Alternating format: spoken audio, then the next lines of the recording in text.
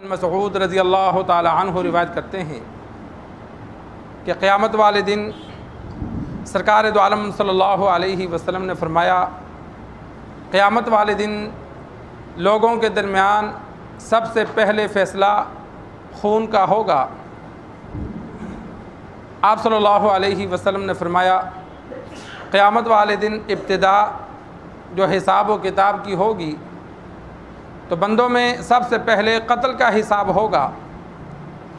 ایک حدیث میں موجود ہے کہ مقتول قاتل کو پیشانی سے پکڑ کے رب کی بارگاہ میں حاضر ہو کر آسمان کی طرف، اللہ کی طرف دیکھے گا اور عرض کرے گا، یا اللہ اس سے پوچھو اس نے مجھے کیوں قتل کیا۔ آپ صلی اللہ علیہ وسلم نے فرمایا، اگر حق پر قتل کیا ہوگا تو قاتل بچ جائے گا، اور اگر ناحق قتل کیا ہوگا تو فرشتوں کو حکم ہوگا تو وہ قاتل کو ٹانگوں سے پکڑ کے جہنم میں پھینک دیں گے۔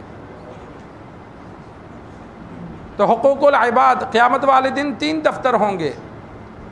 ایک دفتر تو وہ ہے کہ جس کو اللہ نے معاف نہیں کرنا، کہ جو کافر اور مشرک ہو کر دنیا سے گئے وہ ہمیشہ کے لیے جہنم، ان کو اللہ معاف نہیں کرے گا۔ دوسرا دفتر ہے اللہ اور اس کے بندوں کے درمیان، یعنی جو اللہ کے حق ہیں، نماز پڑھنا، زکوٰۃ دینا، روزہ رکھنا، یہ جو حقوق اللہ ہیں، ان میں اللہ تبارک و تعالی پرواہ نہیں کرے گا، جسے چاہے گا معاف فرما دے گا۔ اور تیسرا ہے بندوں کا آپس میں حق۔ آپ صلی اللہ علیہ وسلم نے فرمایا، اللہ تبارک و تعالی اس میں رکاوٹ نہیں ڈالے گا کہ ہر بندے کو دوسرے سے پورا حساب لے کے دیا جائے گا، وہاں کسی پر ظلم نہیں ہوگا اور کوئی بندہ بھی دوسرے کو معاف نہیں کرے گا، وہاں ہر کوئی بندہ اپنا حق پورا لے گا۔ تو جو بندوں کے حق ہیں، بیوی کا حق ہے، بچوں کا حق ہے، والدین کا حق ہے، وہ حقوق ادا کرنے، پڑوسیوں کا جو حق ہے، سفر میں آتے جاتے جو انسانوں سے ملاقات ہوتی ہے ان کا جو حق ہے۔ آج ہم یہ سوچتے ہیں کہ میں نے اپنی قبر میں جانا ہے لہذا میں خود نیک بنوں، نہیں۔ بیوی کو نیکی کا کہنا، بچوں کی دینی تربیت اچھی کرنا، دنیاوی تربیت اچھی کرنا، یہ باپ پر لازم ہوتا ہے۔ گھر میں ملازمین ہیں ان کا بھی، اگر ملازم نماز نہیں پڑھتا، بیوی بچے نماز نہیں پڑھتے تو جو خاوند ہے وہ مجرم ہے۔ قیامت والے دن اس حق کی بھی پوچھ ہوگی کہ تو نے ان کو اللہ سے کتنا ڈرایا، کتنا ان کو نیکی کی طرف لے کر آیا۔ یہ اپنے ماتحتوں کے بارے میں بھی پوچھ ہوگی، اور یہ بھی پوچھ ہوگی کہ تجھ پہ جو ان کا مالی حق تھا تو نے کتنا ادا کیا، بیوی کو کیسے خرچہ دیا، اولاد پر کتنا خرچ کیا، عزیز و اقارب پہ، دوست احباب پہ، سب کا جو حقوق العباد ہیں، اور جن جن پر انسان نے ظلم کیا ہوگا یا حق ادا نہیں کیا ہوگا تو وہاں بدلے میں اس کو نیکیاں دینی پڑیں گی۔ جب نیکیاں نہیں ہوگی تو اگلوں کے گناہ اس پہ ڈال دیے جائیں گے۔ تو اسی وجہ سے انسان کوشش کرے کہ لوگوں کا حق اپنے اوپر نہ رہنے دے، مالی طور پر بھی نہ ہو، جسمانی طور پر بھی نہ ہو، اور بیوی بچوں کو وقتاً فوقتاً انسان دین کی طرف لگائے۔ یکدم انسان نہیں کہ پہلے دن ہی جا کر ان کو مارنا شروع کر دے، نہیں، ان کو آہستہ آہستہ ترغیب دے۔ آج کل بہترین موقع ہے، آج کل لوگ ہم دین کی طرف بچوں کو لانے کے لیے، انسان دیکھتا ہے بچے کی چھٹیاں ہیں تو بچہ جوان ہے، جوانی کے قریب ہے، اس کو تبلیغ کے ساتھ 10 دن کے لیے بھیج دو، نماز سیکھ لے گا، اس کا ماحول بن جائے گا، مساجد کے ساتھ تعلق ہوگا۔ ہمارے اکثر نوجوانوں کو مسجد میں آنے کی پتہ نہیں ہوتا، کبھی آئے نہیں ہیں تو ان کو مسجد میں کہاں جوتے اتارنے ہیں یہ بھی نہیں پتہ ہوتا، کیونکہ جب مساجد کے ساتھ ان کا تعلق نہیں ہے۔ اگر کبھی کبھار مسجد آ بھی جائیں گے تو انہوں نے امام کے ساتھ 2 منٹ گزارنے کی کوشش نہیں کرنی کہ چل یار تھوڑی دیر مسجد بیٹھ جاؤں، مسجد کا ماحول دیکھوں، یا فضائل اعمال پڑھی جاتی ہے یا درس دیا جاتا ہے۔ تو یہ اپنے بچوں کو نیک بنانے کے لیے ایک طریقہ یہ بھی ہے کہ انسان اگر خود نہیں سمجھا سکتا یا اس کی باتوں میں نہیں آتے تو ان کو کسی طریقے سے بندہ تبلیغ میں بھیج دیتا ہے، کسی دینی تنظیم کے ساتھ لگا دیتا ہے، تو وہ اس ماحول کے اثر کی وجہ سے وہ نمازی بھی بن جائے گا، اللہ اسے نیک بنا دے گا۔ نہ نیک بنا تو کم از کم کل والد مجرم تو نہیں ہوگا، وہ کہے گا یا اللہ میں نے تو کوشش کی تھی۔ انسان کی تو اپنی کوشش ہے جتنی وہ کوشش کر سکتا ہے۔ یہ تو ایک طریقہ بتلا دیا۔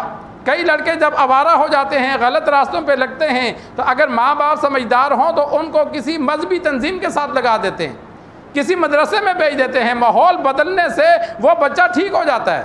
لیکن جب اس کا ماحول چینج نہیں کرتے تو وہ اور بگڑتا جاتا ہے۔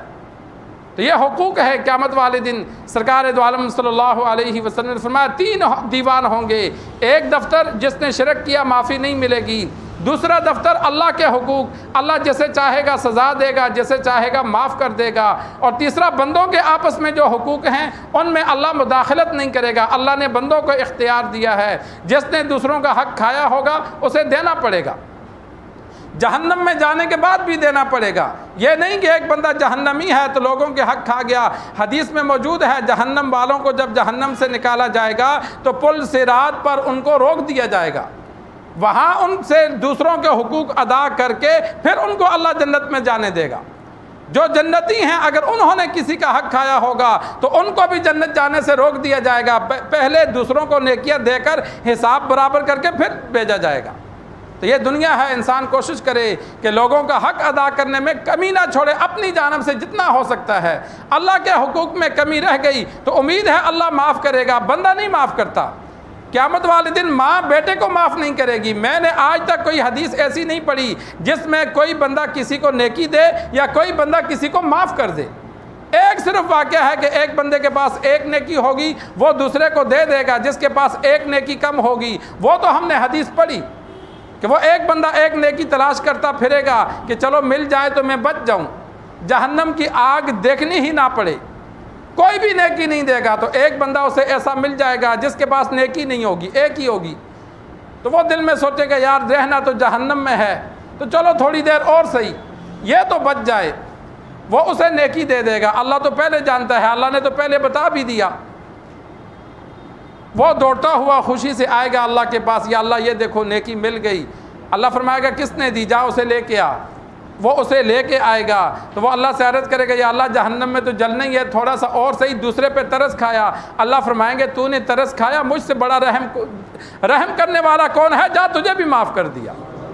جو انسان دوسروں کا خیال کرے، دوسروں پہ رحم کھائے تو اللہ اس کو پسند کرتا ہے۔ تو اللہ نے فرمایا تو نے اس پہ رحم کھایا، مجھ سے بڑا رحیم کون ہو سکتا ہے، جا تجھے بھی معاف کر دیا۔ تو یہ ایک واقعہ ملتا ہے دوسروں کو نیکی دینے کا، باقی احادیث میں نہیں ملتا۔ نہ وہاں کوئی نیکی دے گا، نہ وہاں کوئی اپنا حق معاف کرے گا، پورا لے گا۔ اللہ سے دعا ہے اللہ ہمیں دین سیکھ کر سمجھ کر آخرت کی فکر رکھنے کی توفیق عطا فرمائے۔